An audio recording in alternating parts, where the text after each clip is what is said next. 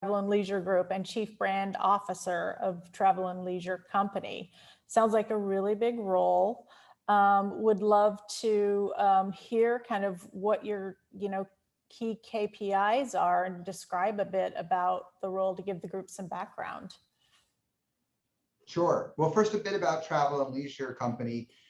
We are the world's leading membership and leisure travel company with about 20 brands across resorts, travel clubs, and lifestyle travel products. We recently completed the acquisition of Travel and Leisure and renamed our company Travel and Leisure Co. With that acquisition, all about the brand there. But we have three business lines within our organization. The first is Wyndham Destinations, which is the world's largest timeshare company with brands including Club Wyndham, Margaritaville, WorldMark by Wyndham. Panorama Co., which is a vacation exchange and travel club business, which has a number of travel technology around travel clubs, white label travel technology companies, as well as vacation exchange companies, including Love Home Swap and RCI and Seven Across. And then Travel and Leisure Group, which has a few businesses. We've now, in addition to our brand licensing, which includes licensing of the famous magazine, we also have a leisure travel vacations business, as well as a travel club that we're launching up. So my role is to both lead that third vertical, the Travel and Leisure Group, as well as I run brand, digital, and CRM across the whole organization for all of our businesses. Great, thank you. Yeah, the Travel and Leisure magazine is a vacation in itself. It's such an experience. I love it.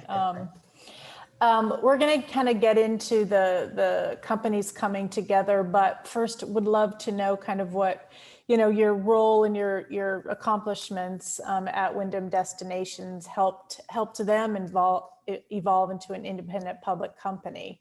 And how has that past role prepared you for this current role?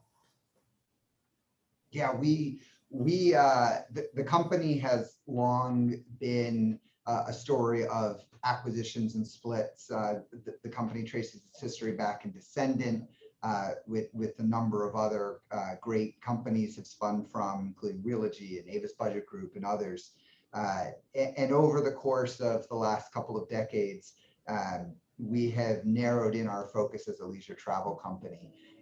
And with our emergence in 2018 as Wyndham Destinations as an independent publicly traded company, our entire focus was on, for the first time, really just on those leisure travel.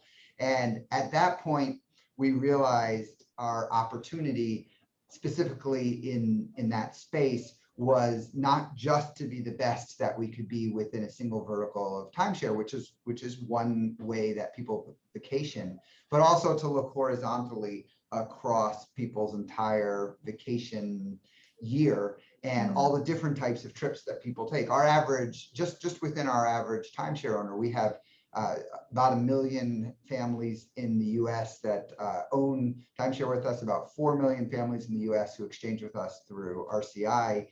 And they take, on average, 4 to 5 vacations a year, of which 1 to 2 might be with us. So it got us thinking, how do we continue to grow horizontally and capture more vacations, not just of our members, but of the 90 million Americans who take at least 1 vacation a year, but don't own a timeshare.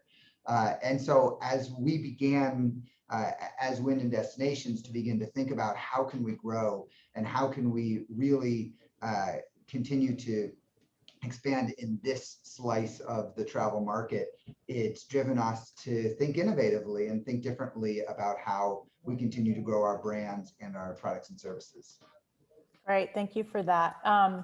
Your team shared this with me before, the world shut down in COVID due to the pandemic. You had a last in-person meeting with the T&L team that sparked the idea of the companies coming together. Would love to hear about that meeting and how that deal came to fruition during the pandemic, which is just an amazing feat, and how an acquisition of this magnitude was put together, during this monumental time in history. Yeah. It was March 15th or so that we were in the Time Inc. building down in Lower Manhattan.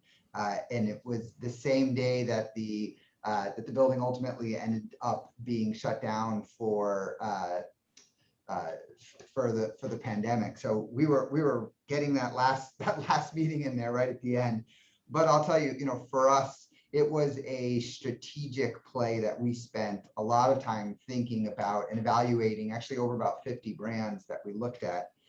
As we thought about what we do really well, which is operate membership travel clubs. We do it at lots of different price points, mostly through licensed brands, whether we're licensing the Wyndham brand name from Wyndham Hotels or we're licensing the Margaritaville brand name from Jimmy Buffett. That is our core competency. And what we didn't have was a strong consumer brand of our own.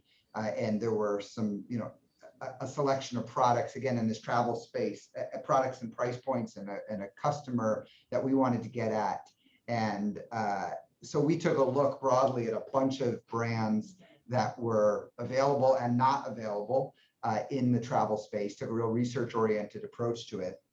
And Travel and Leisure, for a number of reasons, really emerged as just the strongest. They are over 50 years of history, one of the top trusted brands in travel in the world. The only monthly print magazine still in production in the United States, focused on travel. High trust, high recognition, over 90% aided awareness amongst Americans who travel for vacation at least once a year. So just a really phenomenal brand and a great partner there in Meredith Corporation, who had just recently acquired the brand and was looking for opportunities to grow inorganically with the brand. And so it was a perfect partnership, which we discovered at that first meeting to satisfy a lot of their goals for growth along with what we needed in a brand. And so over the course of the pandemic, we put together a $100 million deal and licensing agreement via Zoom. Wow. And closed that January 4th or so of this year, 4th or 5th, right at the beginning of the year. And, the things that we love about it is it takes everything we're good at around travel clubs, will allow us to have this brand to sell it under. And we still get one of the really foundational deal points to us was that the existing editorial team for the Travel and Leisure magazine continues to run the magazine. So under the leadership of the editor-in-chief, Jackie Gifford, and that phenomenal New York-based editorial team, they will continue to produce the print magazine for us for years to come and be really the foundation of the brand to many consumers as we then take it and grow it to all sorts of new and exciting places within the field. That's amazing. Congratulations. Where is your new corporate office? I know you're based in Florida, right? That's right, Orlando, Florida. So we relocated in 2018 to beautiful and low tax sunny Florida. So we were previously headquartered in New Jersey, and I moved down with the company with our spin back in a couple of years ago. Oh, cool. Thanks for that background. Patient headquarters of the world here. Right. Well, it's funny. Our CEO, Ryan, just moved to, since, we're all remote, moved from LA to Miami to be close to family. So, yeah. Well, and on a personal note, I have a 5-year-old, and we live, his kindergarten is about 5 miles from Disney World. And we have season passes, and he has no idea how lucky he is to get to go for a quick Space Mountain ride after school some days. So that is so great, and you get to enjoy that as well. That's awesome. I know it's all for him. We pretend it's all for him. Yeah, I love it just as much. Guess we'll have to go to Space Mountain again today. That's right. What a chore. I want to make sure this is relevant, but can you give some context to Wyndham Destinations' acquisition of the Travel and Leisure media brand? It seems to help Wyndham Destinations' evolution into a broader travel environment beyond its mix of timeshares and vacation rentals, which you touched on. What's the benefit for travel and leisure, and why was it a good bet? Yeah, for us, this is a whole new vertical. So we will continue to grow our Wyndham Destinations brand. We'll continue to grow our home sharing and vacation swapping brands. This is, as I say, completely new growth vertical to us outside of the timeshare space. And we think there's a tremendous market, and I'm sure we'll get into this, around the mega trend of subscriptions. And travel is one place that subscriptions are really just getting started. We think there's a big play there, and we see the opportunity. So this is growth for us, again, really horizontally. It's not a vertical integration play. It's not about crossing customers over, but really just having different product lines for all travelers, depending on the type of vacation that they're taking. That's great. That's such a great offering. Since we're here talking about brand innovation, would love to get your insight or gain some insight into Adweek's point of view that Wyndham Destinations purchased Travel and Leisure for the brand, not the product. What are your thoughts on this? And I know we've talked a lot about the strength of the Travel and Leisure brand. And its equity and its history. But how will the brand drive your business objectives moving forward, et cetera? Yeah, we absolutely have put a big bet on the brand. We think that we paid $100 million. So we think it brings a tremendous amount of trust and of awareness to the brand, and that, our business plans will be furthered by having that within our portfolio that we can put as our first foot forward.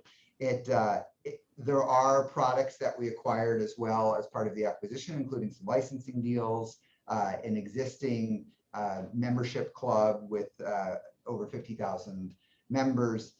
But really, first and foremost, it is that brand and all of the amazing content, right? So the other big believer that we have, as you think about the subscription business, is for our subscription, for any subscription we have in life, if it's streaming content or music or food delivery, it's ultimately, is the content great and is the value there? And while the brand certainly plays the awareness piece with Travel and Leisure, we got 50 years of incredible editorial content, plus 50 years ahead of us of amazing editorial content. And within travel, like so many categories, great content can really be king. I mean, if you look at what's happened even for the magazine over the course of the pandemic, I mean, they've seen double-digit growth, both online and in the print edition, as people are just so hungry for great travel content.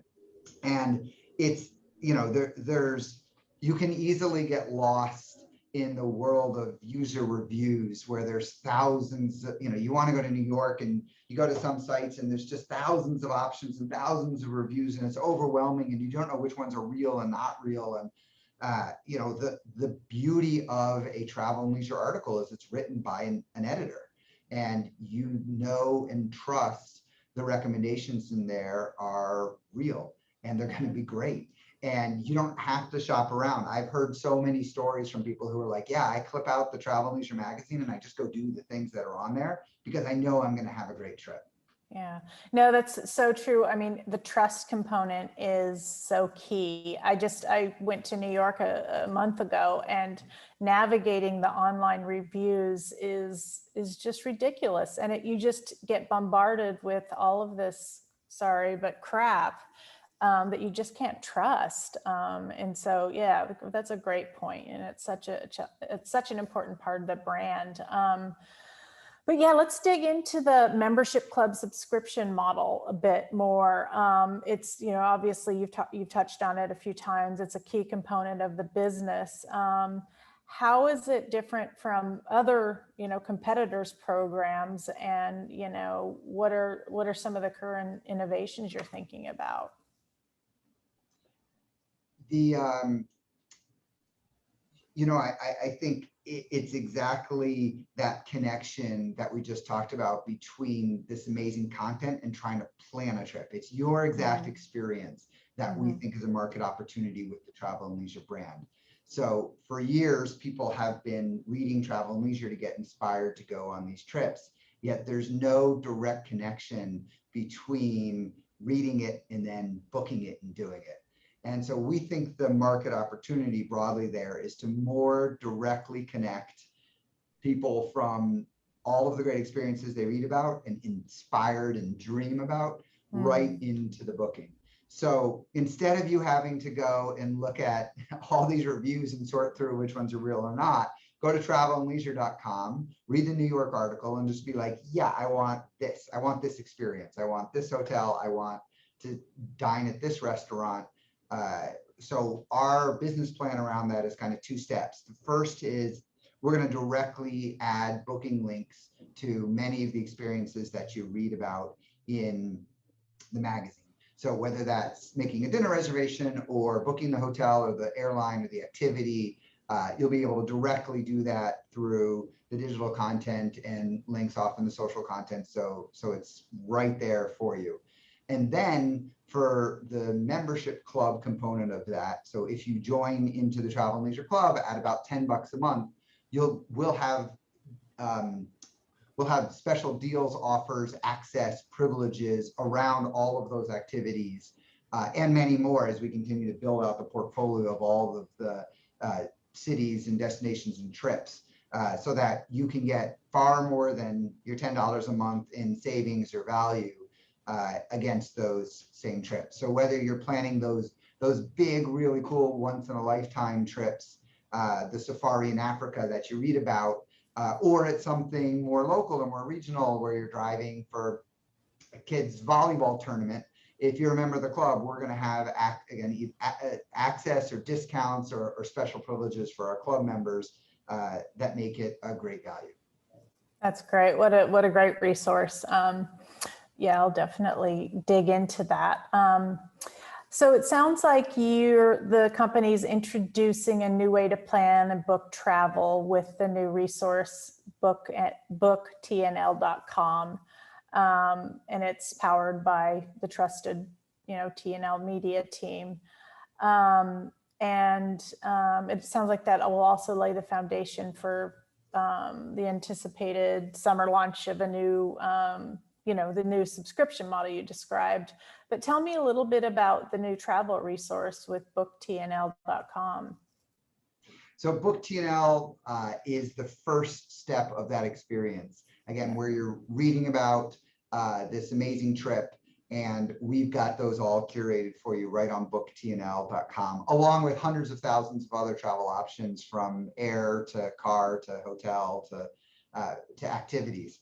And that resource will be a direct connection between the editorial recommendations that you've got in Travel and Leisure and your ability to go book it and do it. So straight from dream to book, all in one stop there, along with all of the many of the iconic features that Travel and Leisure is known for, like the IT list. And, when you just say, you know what, I want to go to I want to go to a Travel and Leisure World's Best hotel because I know it's going to be an experience of a lifetime. We'll have those all curated and cataloged and indexed for you, ready to go and book.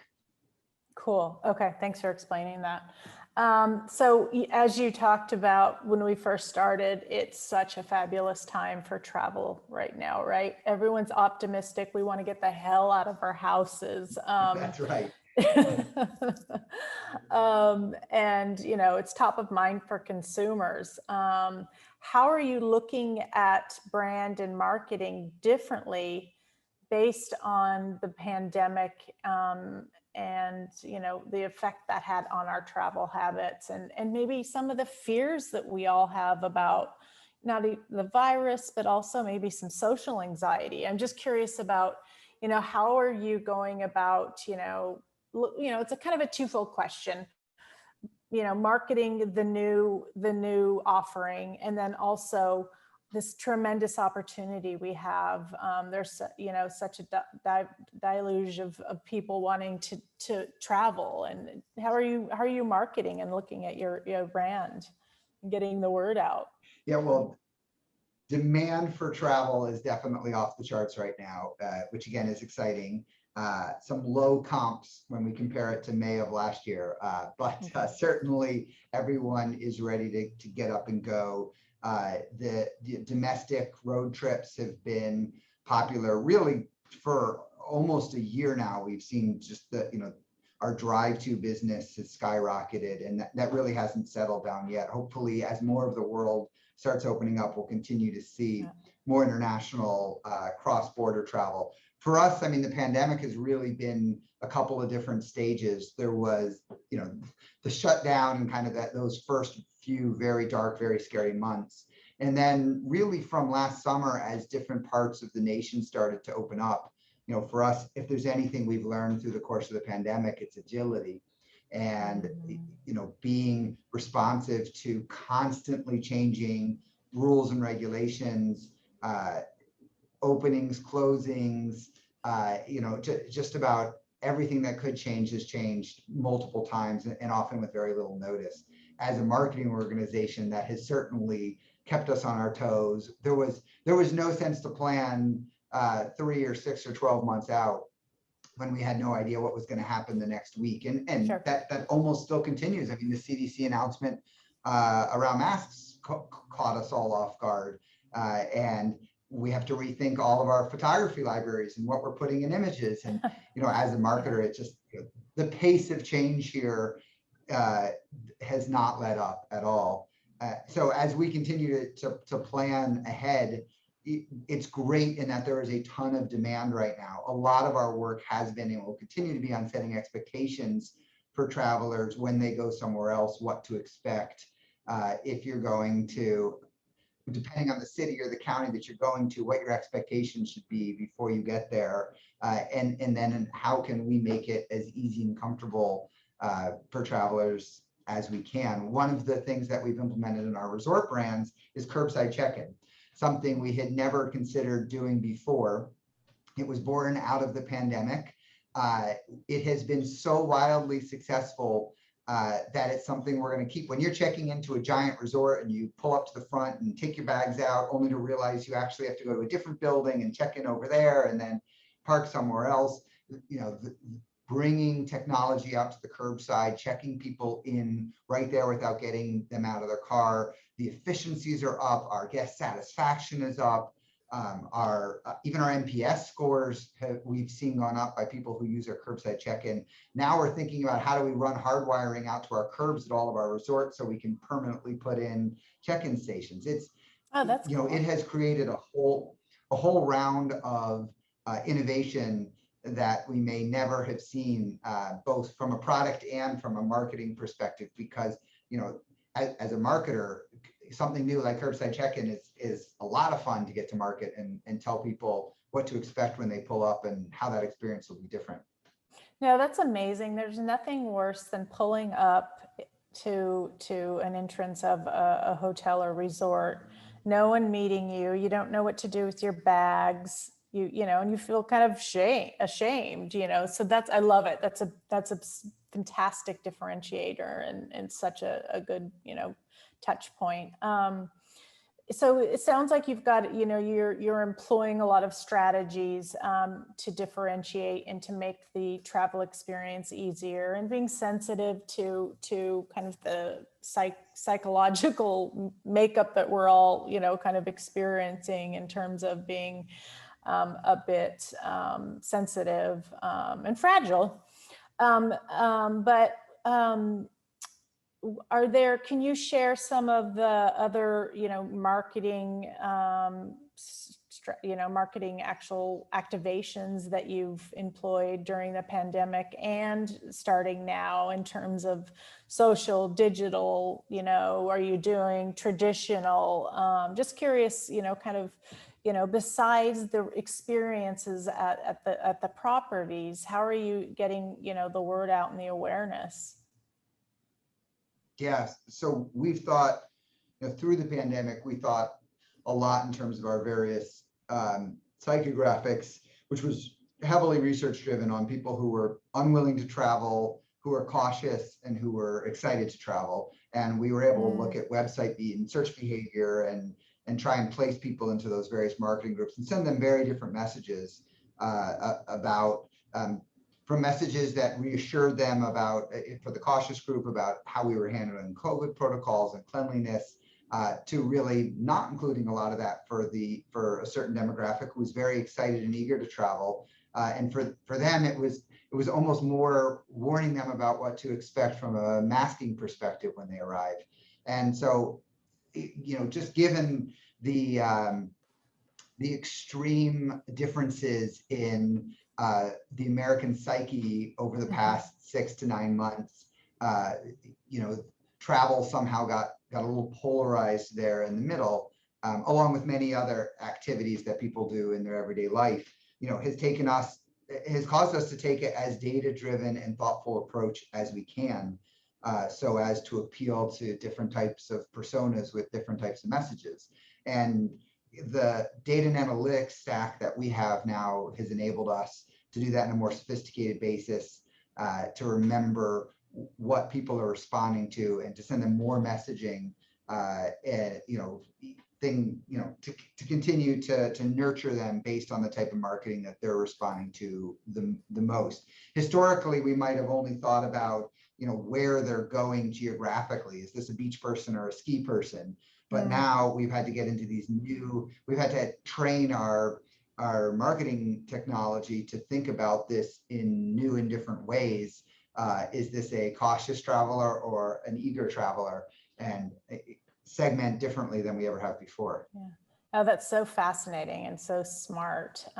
So what are you doing? Direct marketing? Are you doing email? What vehicles are you using to get the messages out to those three, kind of psychographic groups?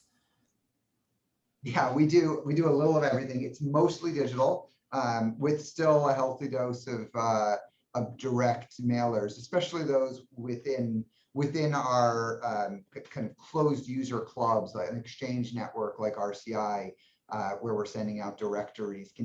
That direct mail continues to be a very powerful reminder to people of their membership, and remind them to seize the day to go book a trip.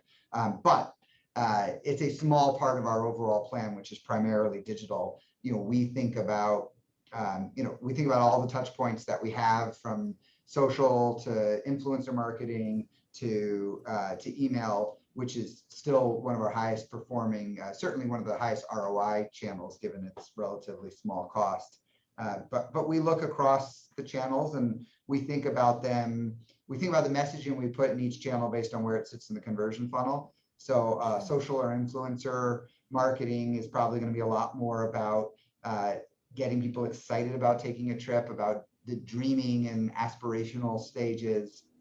Email marketing tends to be more tactical. We're talking about sales, or we're retargeting or doing abandoned cart emails, where it gets very deeper down in the tunnel, where we're addressing someone's very specific plans and trying to respond directly to it.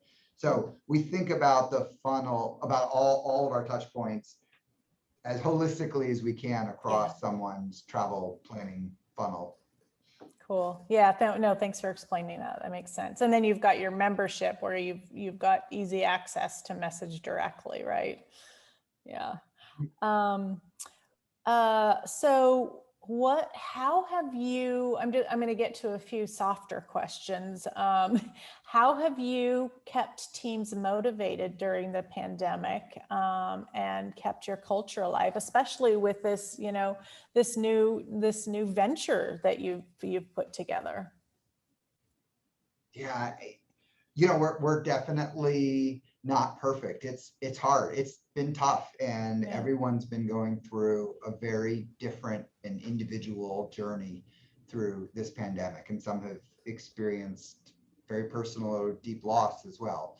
And what has kept us together is a shared passion for travel and a belief in our vision of putting the world on vacation. And and a belief that travel is going to come back.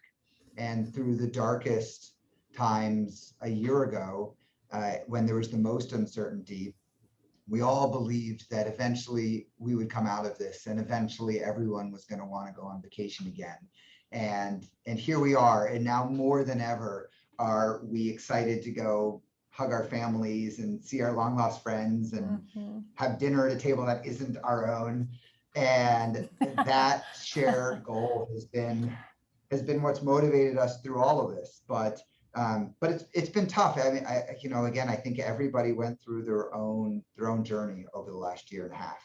Yeah. And it's wonderful to get to start to be in the office. We are slowly ramping up here, 1 day a week right now, back in the office, with masks on and social distancing. And we're slowly ramping up to get everyone a little more comfortable with being back together. But I'll tell you, the benefits of being back in person are just instantaneous. Really? When we can walk around and have those human to human connections again, and talk a little off script, and not have to have a Zoom for everything.